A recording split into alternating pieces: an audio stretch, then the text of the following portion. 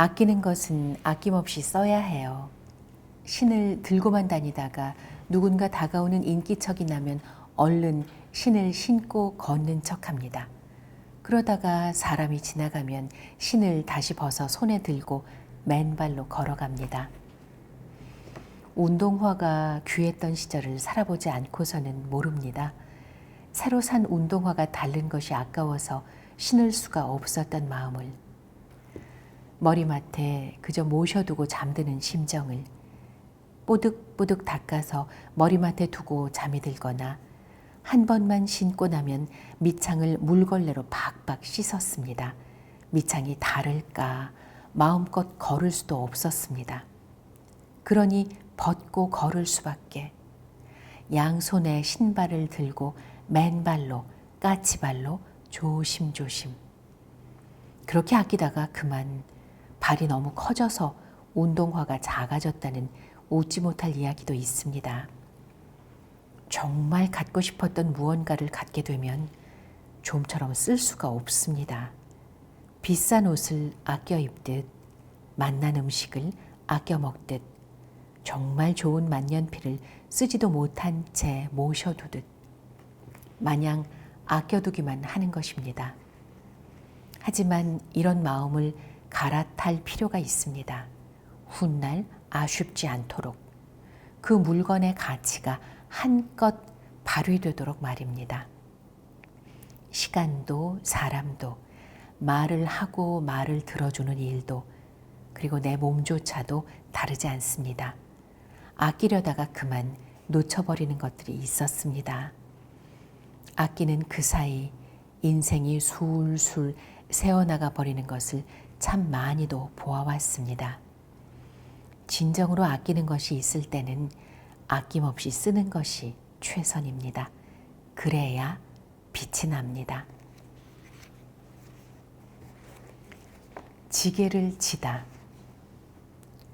그 많은 것들을 일일이 실어 나를 수는 없으니까 짐을 얹어 등에 지는 운반도구가 필요했습니다.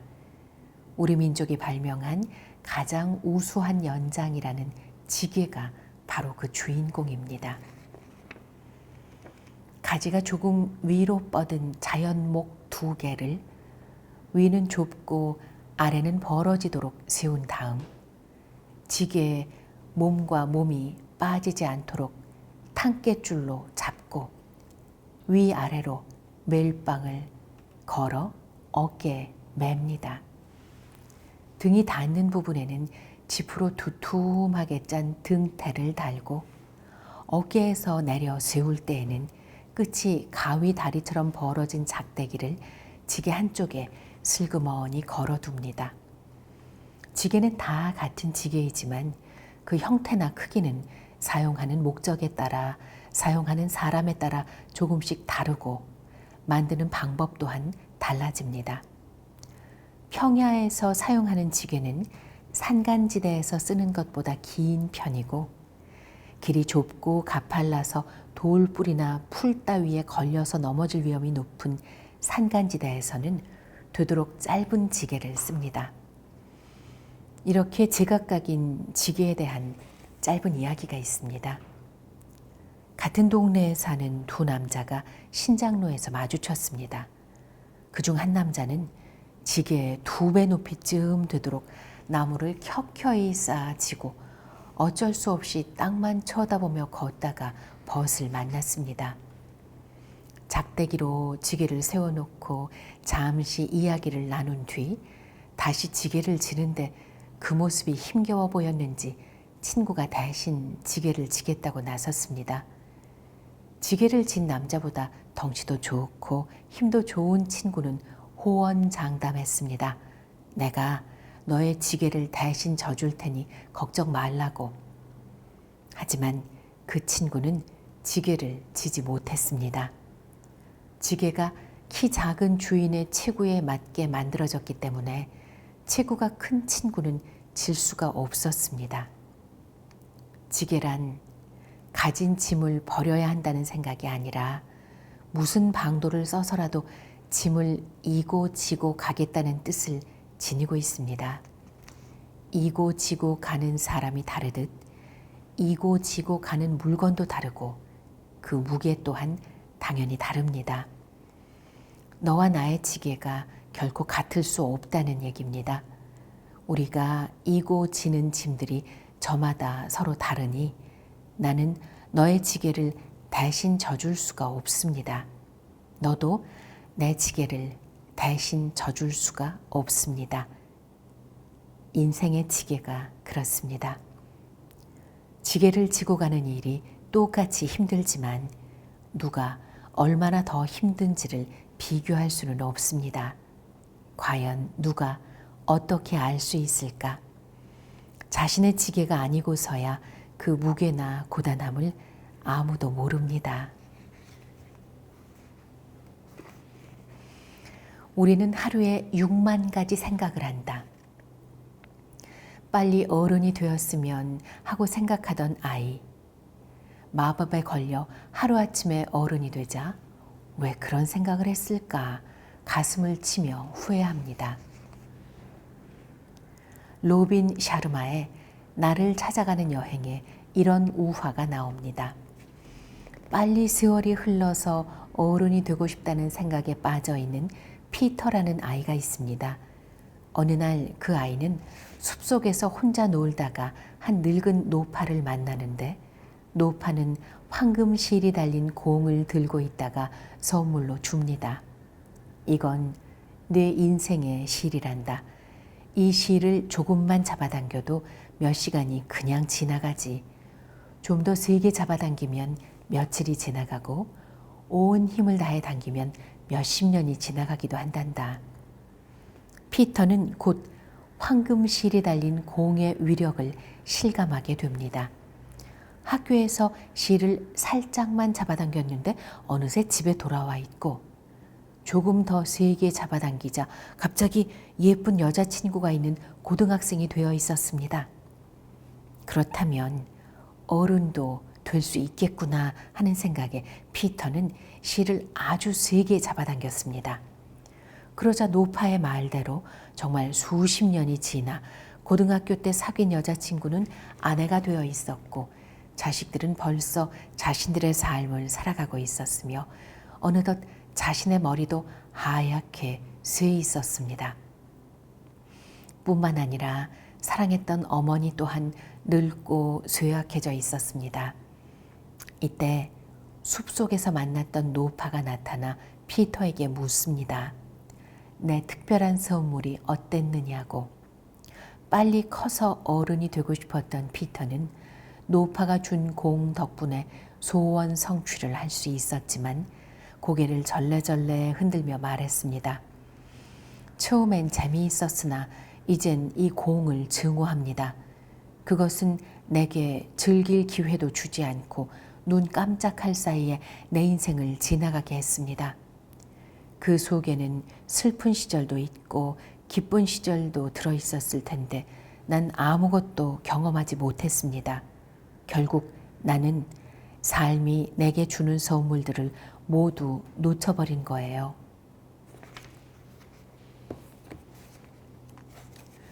로빈 샤르마의 이야기 하나 더. 평범한 사람은 하루에 6만 가지 생각을 하는데 그중 95%가 무슨 생각인가 하면 바로 어제 했던 것과 똑같은 생각이라고 합니다. 그러니 지금 내가 정말 부질없는 생각만 하고 있는 것 맞습니다. 생활의 발견.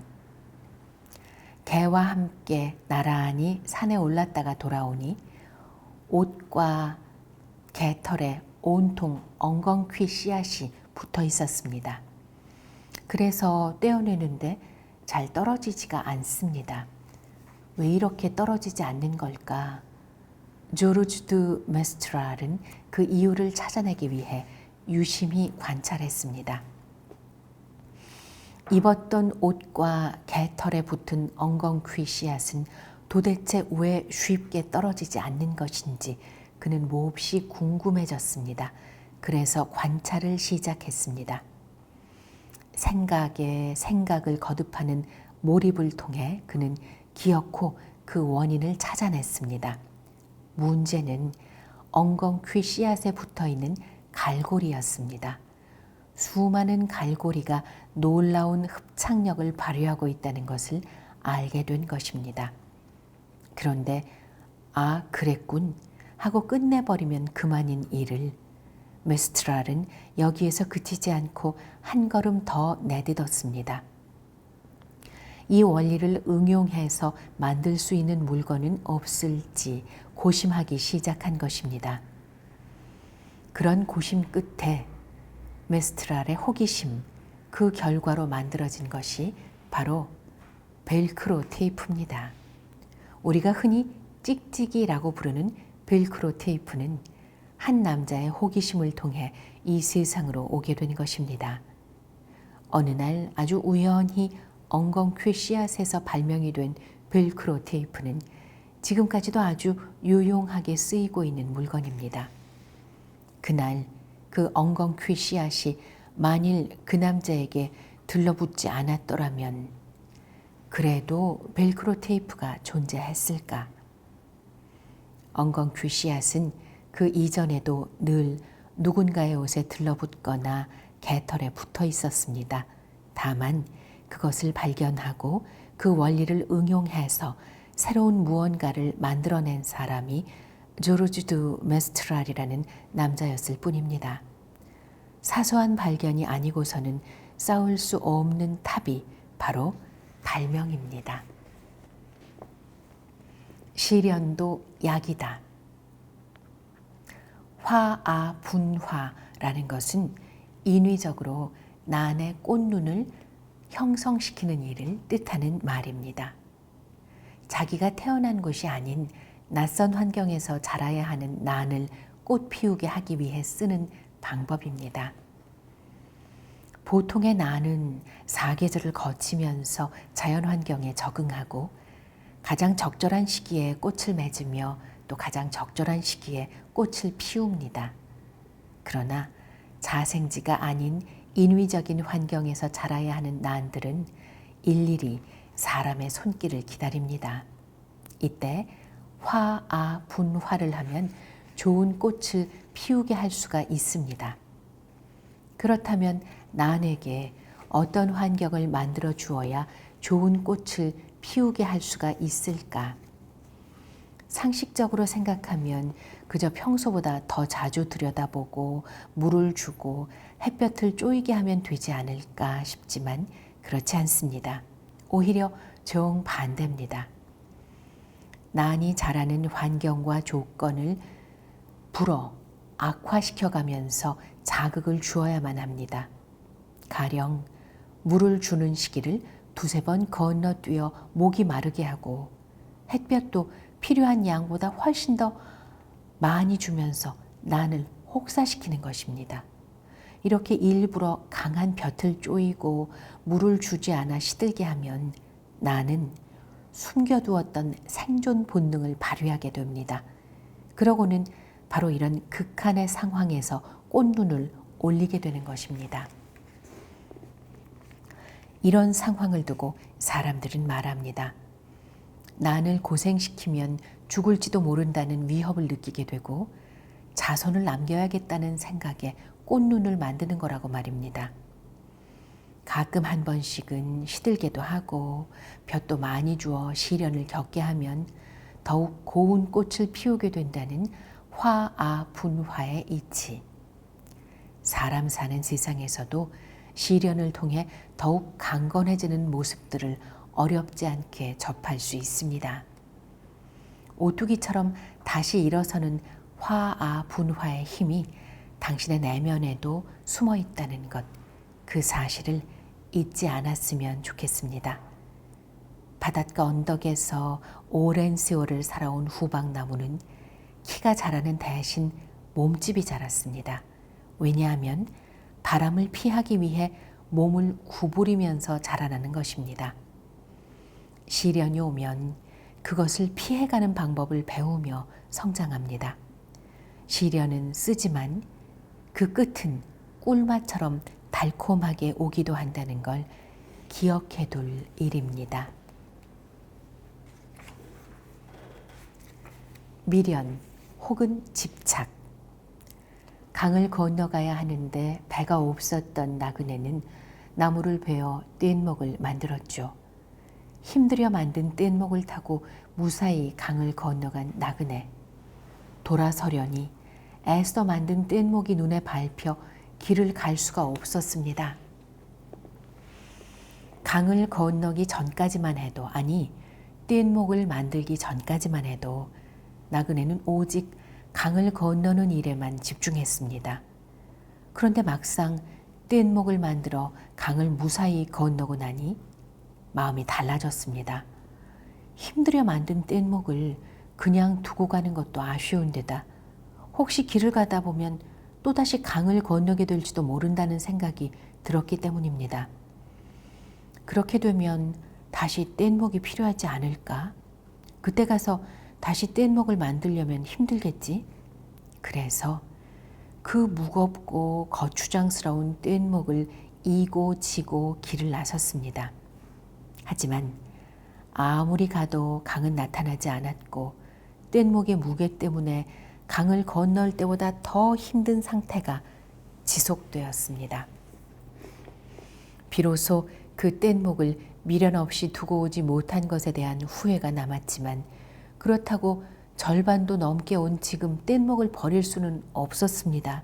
왜냐하면 이 산 너머에 강이라도 있으면 하는 생각에서입니다. 그러니 어깨가 부서지더라도 뗏목을 지고 갈 수밖에. 언제나 문제는 혹시나 하는 마음에서 시작됩니다. 과감히 버리고 가도 아무 문제가 없을 텐데 헛된 미련이 발목을 잡습니다. 쓸데없는 짓을 했다는 것은 길을 다 가서야 알게 되니 나 원참.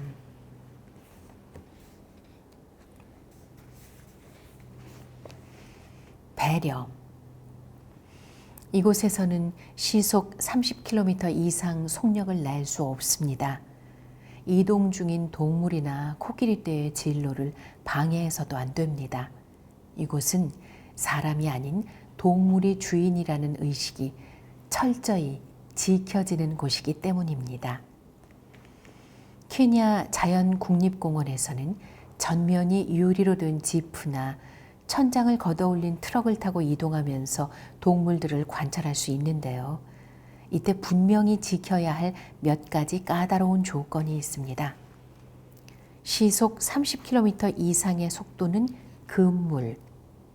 동물들이 이동 중일 때는 절대로 방해하지 말 것. 이 모든 조건은 철저히 동물들만을 위해 세워진 것들입니다. 먹고 자고 움직이는 동물들의 일상. 그 평온한 규칙을 깨지 않기 위한 절대적인 배려입니다. 상대를 배려하는 지극한 마음. 그 깊은 속내를 잘 아는 까닭에 누구나 기꺼이 그 규칙을 지킵니다. 만일 누군가 그 배려의 마음을 존중하지 않고 행동한다면 동물들은 자신을 방어하기 위해 본성을 드러내고 말 것입니다. 평화를 유지하게 만드는 힘은 내가 너를 배려하는 일에서부터 시작된다는 것을 다시 한번 생각하게 하는 풍경입니다. 울타리 속의 사람들, 더불어 살아가는 사람들을 배려하는 일, 이것이 바로 내가 속한 울타리를 평화롭게 지켜내는 힘입니다.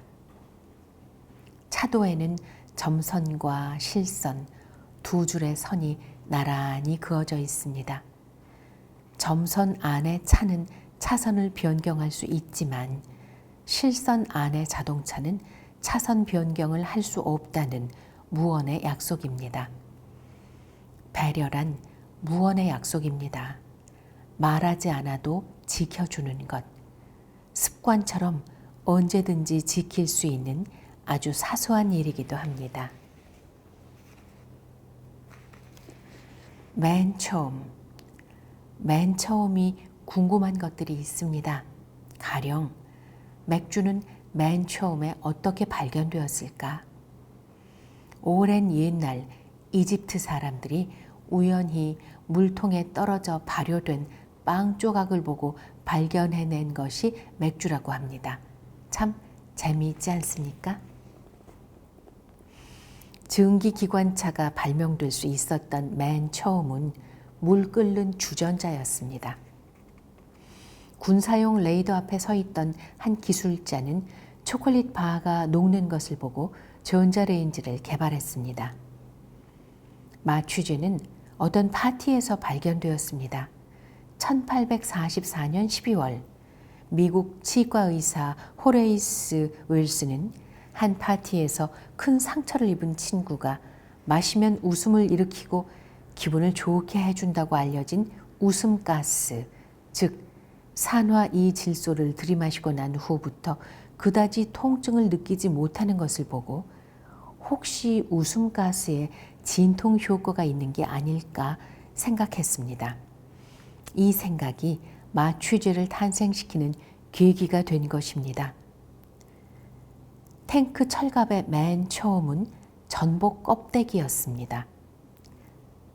탄화칼슘으로 이루어져 있는 전복, 쉽게 부서질 것 같지만 100kg이 넘는 사람이 밟아도 부서지지 않을 만큼 튼튼한 전복 껍데기가 탱크 철갑의 원조가 된 셈입니다. 잠수복, 타이어, 옷의 고무줄 주름은 어느 날 우연히 질산과 고무의 혼합물을 달아오른 철판에 떨어뜨렸다가 고무가 녹지 않고 유연성을 유지하는 것을 본 찰스 구디어에 의해 발견되었습니다. 하지만 찰스 구디어는 이 모든 걸 우연이라고 하지 않습니다. 돌발적인 현상은 그 물질을 충분히 다루어 본 사람에게만 의미심장하게 보인다고 말한 것입니다.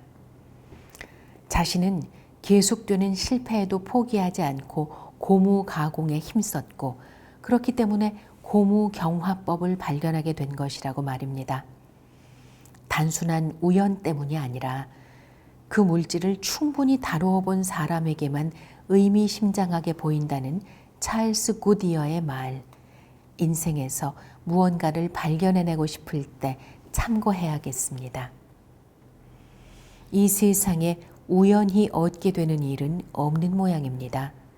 우연이라는 것도 지속적인 노력 끝에 얻을 수 있는 일이 아닌가 합니다. 꼭 한 번 만나고 싶었던 그 사람을 우연히 만나게 된 것도 당신의 그 오랜 바람이 있었기 때문에 이루어진 일일 것입니다. 걱정과 기쁨 사이. 겨울이 끝나려면 아직도 멀었는데 고드름은 머자나 녹아버릴 것을 걱정합니다. 그런데 눈사람은 녹아서 물이 되면 새 인생이 펼쳐질 것이라고 부푼 꿈에 젖어 있습니다. 고드름과 눈사람의 처지는 똑같습니다. 날이 풀리면 녹아 사라질 운명입니다. 그런데 이처럼 같은 상황, 같은 처지에 놓인 고드름과 눈사람이 서로 다른 방향을 바라보며 각기 다른 생각에 잠겨 있습니다. 녹아내리면 어쩌나 늘 이것이 걱정인 고드름은 날마다 야위어 같고 녹아내려 물이 되면 산과 들을 돌아 바다로 가겠다는 눈사람은 매일매일 희망에 부풀어 있느라 행복살이 붙었습니다. 녹아내리면 어쩌나 고드름이 제 아무리 깊은 걱정에 빠져 있어도 날은 풀리고 봄은 옵니다. 그러면 고드름은 물이 되어 사라질 것입니다. 걱정, 근심에 온몸을 담근 채 끌탕해도 안 해도 봄은 옵니다. 그러니 헛된 걱정을 하느라 아까운 시간만 다 놓쳐버리는 사람은 정말 어리석은 사람입니다. 곰곰이 생각해 볼 일입니다. 당신의 그 고민이 10분만 걱정하면 해결될 일인가를, 아니면 10분 이상 걱정해도 해결되지 않을 일인가를. 방법이 없는 일이라면 지금 당장 일어나는 겁니다. 나가서 맛있는 밥도 먹고 웃고 떠들면서 그냥 덮어두는 겁니다. 에라 모르겠다 하는 겁니다. 지금 나에게 가장 소중한 것. 다국적 회사들을 위한 트레이너로 정신없이 바쁜 생활을 하던 빌 아담스. 그는 새로운 에너지를 재충전하기 위해 떠난 휴가길에서 히말라야 산간지대를 떠돌며 사는 심리치료사 암치 상그라탄과 운명적인 만남을 갖게 됩니다. 빌 아담스에게 상그라탄과의 만남이 운명적이었던 까닭은 무엇일까? 그것은 고대로부터 전해 내려오는 인생의 5가지 가르침을 받았기 때문입니다. 그 첫 번째 가르침은 내 삶에서 가장 소중한 것이 무엇인지를 명상하는 것이었습니다. 상그라탄은 이렇게 말했습니다. 도시에 사는 사람들의 슬픔은 자신이 소중하게 생각하는 것에 대해 깊은 사고나 명상을 하지 않는다는 것. 대신 그들은 타인에 의해 강요된 가치들에 사로잡혀 살아간다. 나에게 가장 소중한 것이 거창한 것일 필요는 없다. 이런 물음에 대한 답을 구하지 않은 상태에서는 삶의 중심을 이룰 수가 있다. 중요하지 않은 것이 중요한 것을 얽어매고 자신의 시간과 열정을 엉뚱하게 소진할 수 있기 때문이다. 일과 시간에 쫓겨 살던 빌 아담스에게 꼭 필요한 조언이었습니다. 상그라탄은 소중한 것을 지키고 키워가기 위해서 지금 해야 할 일이 무엇인지 4가지의 또 다른 가르침도 주었습니다. 오늘을 열심히 살 것, 다른 사람과 조화를 이루며 살 것, 끊임없이 변화하는 상황 혹은 어려운 일이 닥칠 상황에서는 이 장애물이 나를 어떻게 변화시킬까? 어떤 배움을 주고 어떤 성장을 가져다 줄까라는 질문을 할 것. 머리로 아는 것에서 그치지 않고 작은 것이라도 행동할 것. 삶을 변화시킬 수 있는 5가지의 가르침은 바로 이것들이었습니다. 휴가를 마치고 돌아온 아담스. 그 가르침에 따라 자신의 생활을 완전히 재정비하기 시작했습니다. 바쁘다는 핑계로 소홀히 했던 아들과의 대화를 시작하고 수영, 축구, 음악 감상 등 평소 뒷전으로 미뤄두었던 일들에게로 마음을 돌렸습니다. 사소해서 별것 아니라고 모른 척했던 모든 일들이 실은 얼마나 소중한 삶이었는가를 알게 되었습니다.